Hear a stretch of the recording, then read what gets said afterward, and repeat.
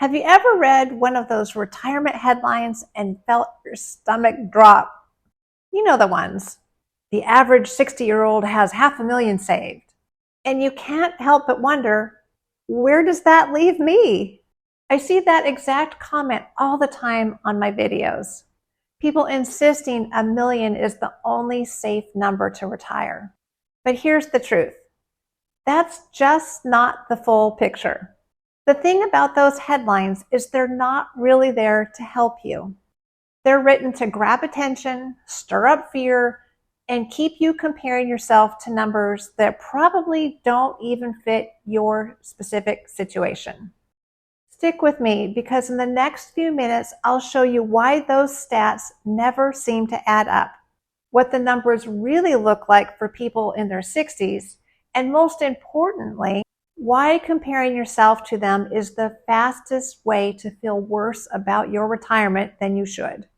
And just wait until you hear how few people ever reach those magic milestones like $500K or $1 million saved.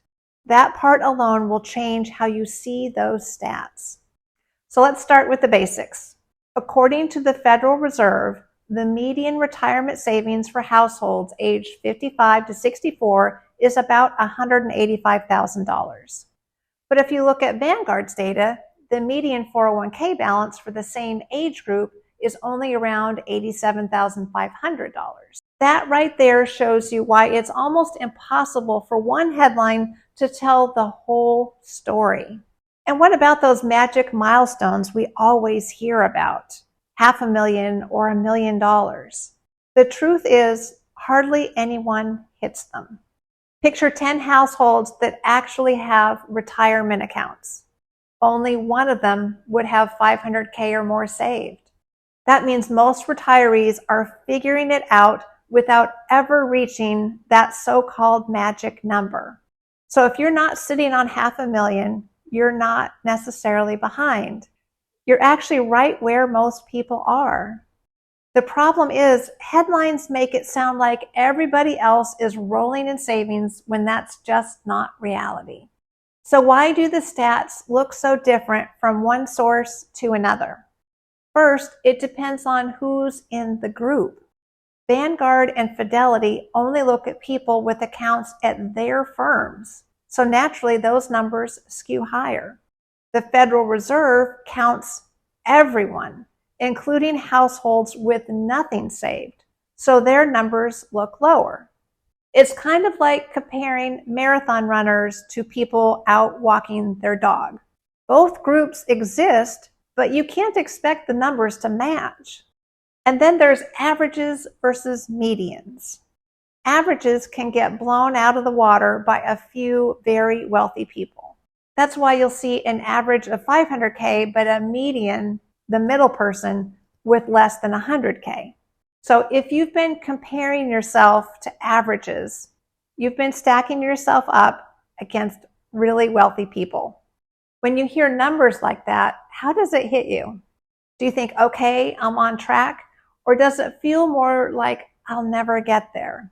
Let me know in the comments, because everyone reacts to these stats a little bit differently. Another factor are the age bands. Most surveys lump everyone from 55 to 64 together. But think about it. A 55-year-old still has a decade of saving left. A 64-year-old might already be drawing money out of their accounts. Same category, but completely different realities. And what's included makes a huge difference too. Some reports only count 401ks and IRAs. Others add pensions, brokerage accounts, or even home equity. Toss those in and the numbers look bigger. Leave them out and they shrink. That's why one headline can say the average 60-year-old has $500K and another can say $185,000. They're counting different things. And timing matters too. These surveys capture snapshots. If the stock market is up, balances look great. If the market is down, they look grim. But your retirement plan isn't defined by what the market does on one random Tuesday. It's about how your resources line up over years and decades. And here's the most important piece to keep in mind. These numbers don't show your personal situation. Somebody with a pension might hardly have anything saved and still feel totally secure. Meanwhile, someone else with 400K could be stressed if their expenses are sky high. Surveys don't capture whether you plan to take Social Security early or late, whether you'll pick up a little side income, what your health costs look like, or even what kind of lifestyle that you actually want to live. And none of those headlines can measure peace of mind, which is crucial for a comfortable retirement. Here's where it gets interesting. Sometimes peace of mind comes from the smallest of details. For me, it was realizing that I didn't need $1 million. I needed to know what my monthly expenses really were, and then match that with my income sources. Once I made that shift, it was like my brain finally stopped running the numbers like a hamster on a wheel.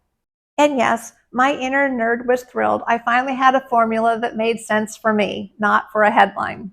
So here's what I want you to remember. Headlines are not a scoreboard. Most people don't have $1 million saved. And that doesn't mean retirement is impossible. It means retirement looks different for everyone. Most people make it work with a mix of Social Security, savings, pensions, maybe some part-time income, and lifestyle adjustments.